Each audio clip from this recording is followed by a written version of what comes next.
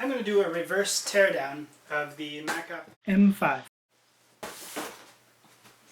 And yeah, so just to get started, I'll point out some of the parts here. So we've got some plastic things. These are the vents that go on the outside of the machine. This is the tray that goes under it. This is the cap for the bottom of the doser. These are the markings for the top of the machine. Here are the burrs, of course, the flat burrs. This is the sort of tamper type thing that comes on it. Obviously, a lot of people don't use that. Here's the portafilter holder, the rocker switch.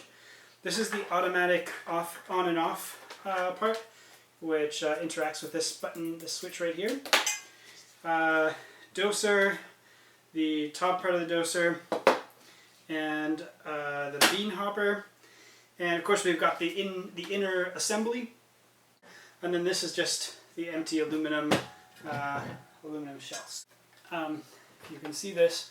So this is the doser mechanism. Okay, and this piece just fits on there with 3 screws in a very obvious way. It's quite tight as well. This piece goes on the frame like this, and there's just a screw.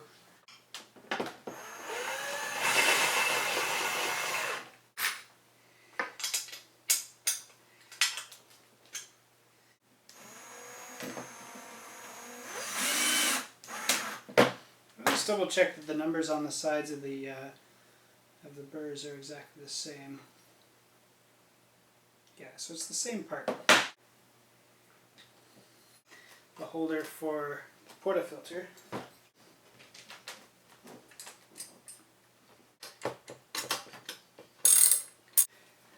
These little vents just clip in here.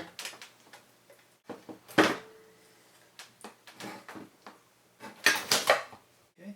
So once I figured that it's not cross-threaded, I'm just going to use this to my... You need to feed the auto off switch wire out before mounting the motor. You'll see this later. So when you're as a general rule, when you're tightening anything with machine screws like this that has multiple screws in to hold something structural, you want to do opposite screws. Of course, there's only 3 here, so it's the same doing opposites. We're just going around and just kind of tighten them in increments, right?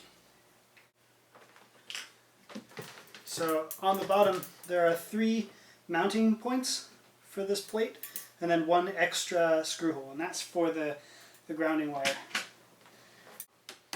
Slightly awkward. This part here, this is for the rocker switch, and I've just put, it goes like this with, there's a 0 and a 1 on here, and the 0 goes down.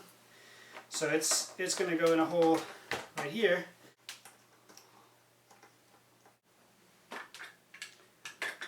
Sorry, there's one more thing to do, and that is to feed this into the automatic off switch. Okay, so hopefully now we're going to do this properly. So here you can see I've brought the wire for the auto switch out to the top.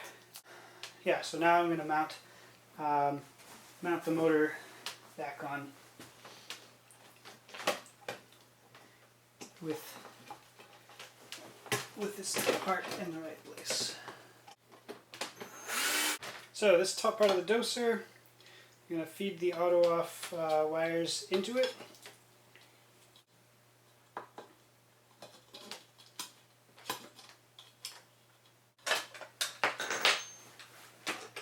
Definitely going to screw this on first because that other part just gets in the way. So it doesn't matter too much if these bolts are not on very tight. I have to say, some of these screws are no fun. And the number 2, visible right here.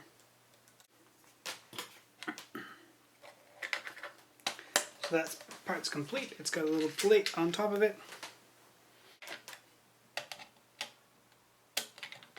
And I also need to get these burrs on, or the bottom burr on.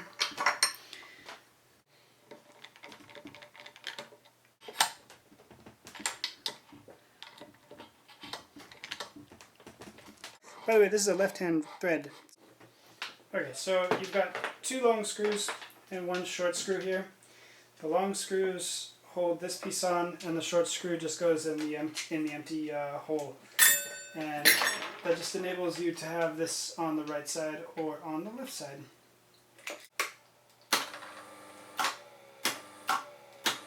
Okay, so the auto off works.